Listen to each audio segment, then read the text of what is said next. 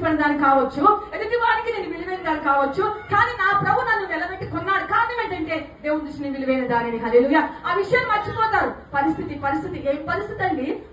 దేవుడి శక్తి కంటే బలమైనదా ఆ పరిస్థితి? చాలా మంది ఆ పరిస్థితిని బట్టి సొంత నిర్ణయాలు, ఆ నిర్ణయాలు ఎన్ని అబద్ధాలు కూడి ఉంటాయో, హల్లెలూయా, ఎన్ని మోసాలుంటే కూడి ఉంటాయో. అబద్ధముకు జనకుడు ఎవడు? అపవాది. నువ్వు అబద్ధములు పదే నీ పెదవు మాట్లాడుతున్నాయంటే నీళ్ళు పరిశుద్ధాత్ముడు ఎట్లున్నట్ట? పరిశుద్ధాత్ముడు నీ నోట అబద్ధం రాణిస్తాడా? సౌలు అంటాడు కదా, ఒప్పుకోట చేసిన తప్పు నన్నేం చేయమంటావు? ఒప్పుకోని దమ్ము కూడా సౌలుకి లేదు. నన్నేం చేయమంటావు? వాళ్ళ మీదకి వస్తారేమో నాకు భయం వేసింది. నీది తప్పు, నువ్వు ఎందుకు లేట్ వచ్చినావు? నీదే తప్పు, నా తప్పు అయితే కాదు.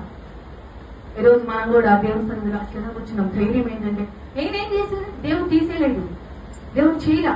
అంటే నీ సొంత నిర్ణయం, నీ సొంత ఆలోచన తీసుకున్నామంటే